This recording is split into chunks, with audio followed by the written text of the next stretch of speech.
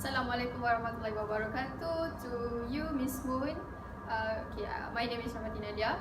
I am the director and the editor of this adaptation project.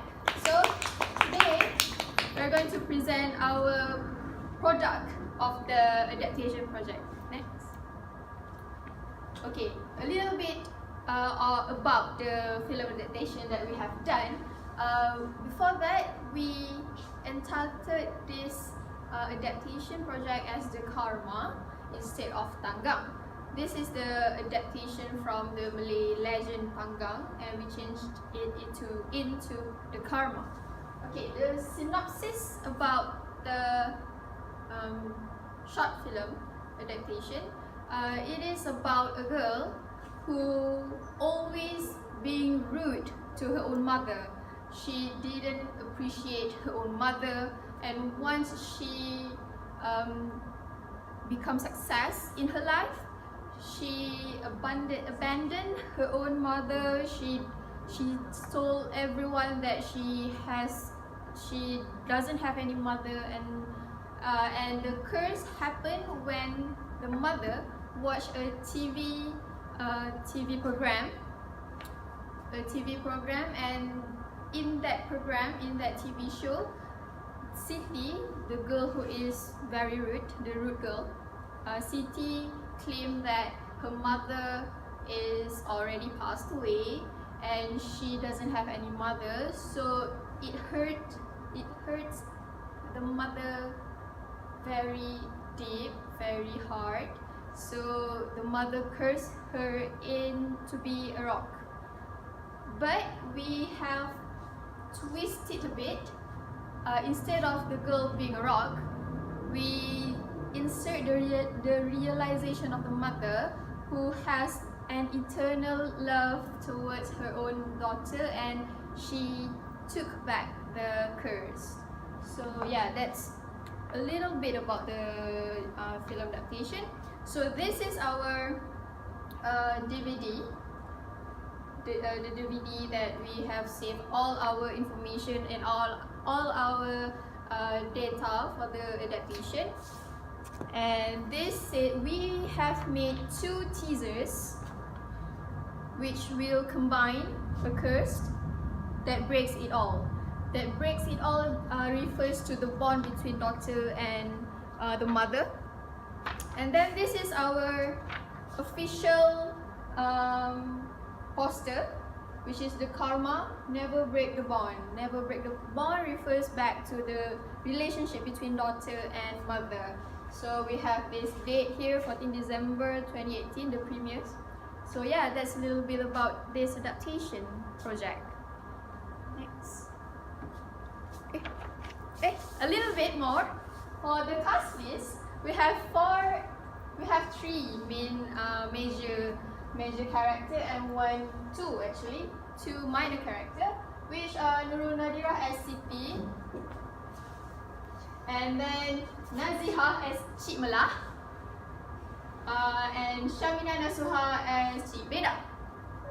So me as the minor characters, which is the bodyguard of the for Siti and the TV host. So yeah. Okay, so my name is Nurul and I'll be talking about the type of adaptation. So for this adaptation project, we have chosen to use loose adaptation. We only remain the main idea of the story, where a disobedient child and his parents and her parents, and then the adaptation project bears the resemblance to the original text, Si Tanggang, and we even did a little bit of, I think, actually a lot of changes to the short film. We did some addition, substitution, deletion.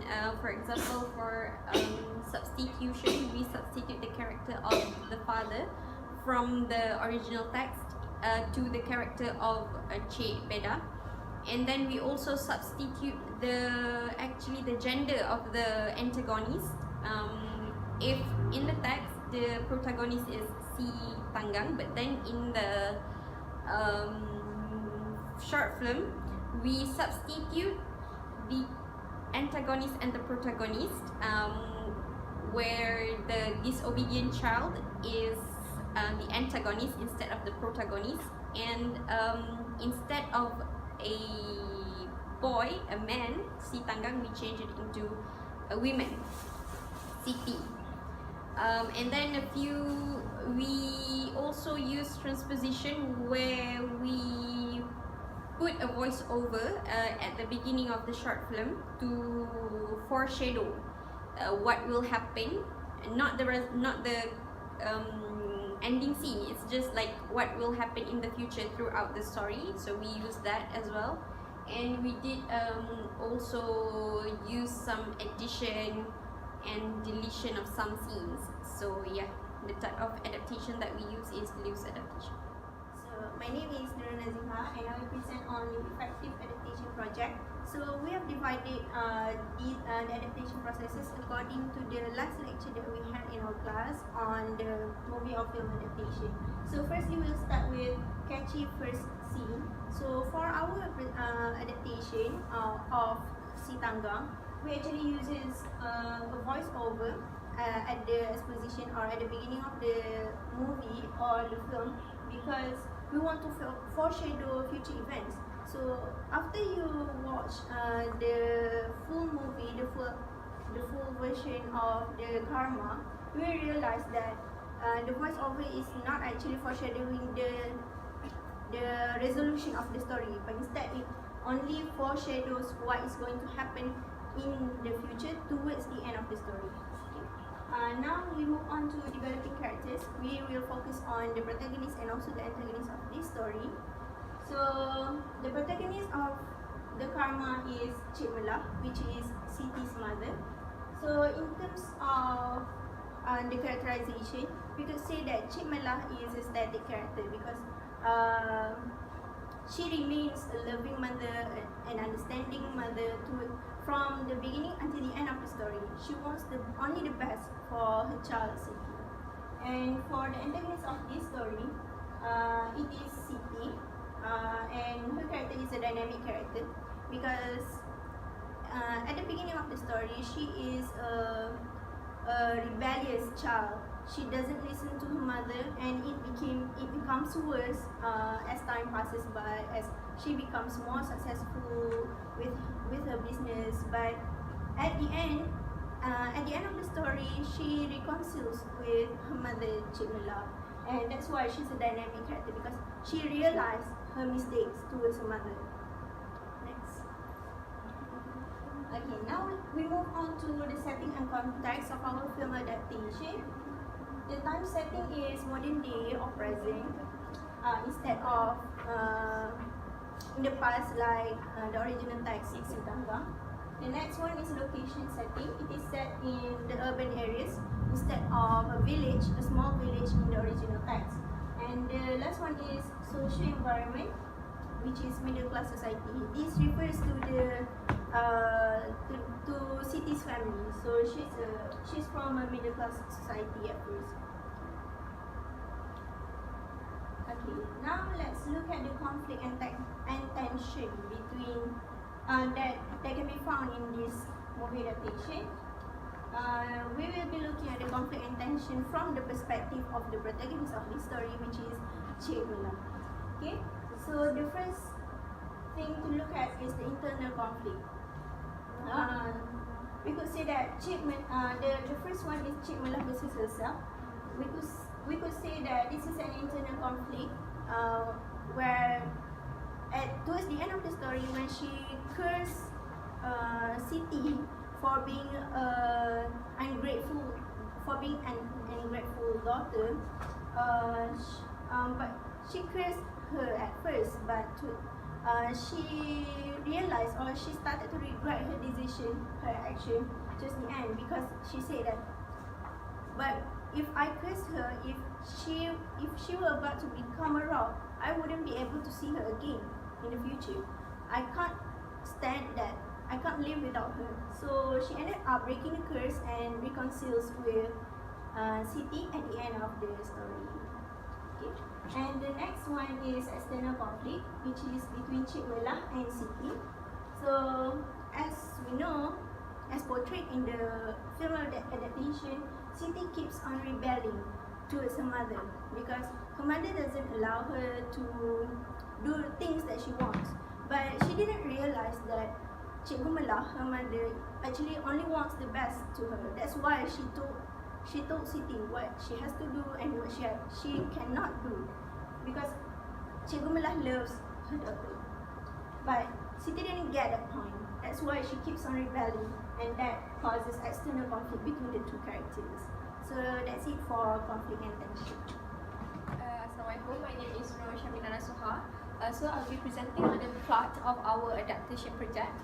So we believe we start our adaptation project by a voiceover of Siti panicking about what is happening to her, portraying about a bad relationship between Siti and her mother Cik Mela, and as you can see as you can watch the movie after this, you will see the exposition clearly. And then we move to the rising action where one day Siti and also Cik Mela have a huge fight and Siti leaves home for good. And after a few years, Siti managed to establish her own company, her own business, and become well known. And after that, Cik Mela watched a video featuring Siti, and she feels very missed, and she misses her daughter so much, and she decided to pay a visit to Siti's company, accompanied by her neighborhood, which is Cik Beda, to go and meet Siti. Next. Okay, so we believe the climax for our adaptation project is that Cik Mela turns on the television and watches a live TV show, and at that moment she is so glad because as what I have mentioned before, she did not get the opportunity to meet Siti, to meet her own daughter at the office, and when she opens the TV, she can see her daughter in a TV, in a reality show.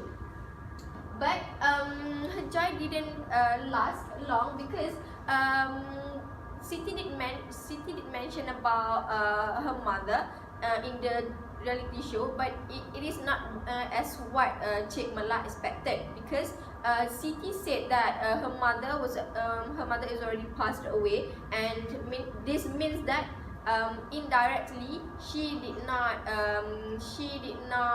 accept, or she did not announce her Cik Mela as her mother to the public, and because of that, Cik Mela is very disappointed and mad and sad, and that's why she curses Siti, her own daughter, to become a rock until the end of her life. For the following action, because of the curses made by Cik Mela, by Siti's mother, like a peculiar thing happened to Siti, where she starts to choke, and everyone in the set of the reality show becomes panic, and the live TV show has to stop at that moment. And the resolution for our adaptation project is that the resolution for our adaptation project is that we included a voiceover of Cik Mela regretting her action plays, because she thinks that as what Nazihah has mentioned before, because she thinks that if she curses her own daughter, and what will happen to her, is it like she has to live all alone for the rest of her lifetime? And that's why the ending is resolved. Siti reconciles with Cik Mela.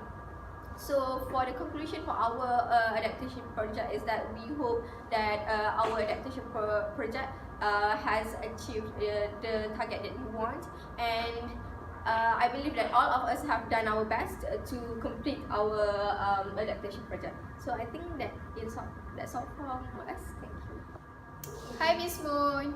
So are here wishing and hoping for you and your family, especially your son, to recover fast, to be healthy as he was always. So have a good day. Thank you. Thank you for the whole teaching us. semester. Yeah, thank you, Thank you.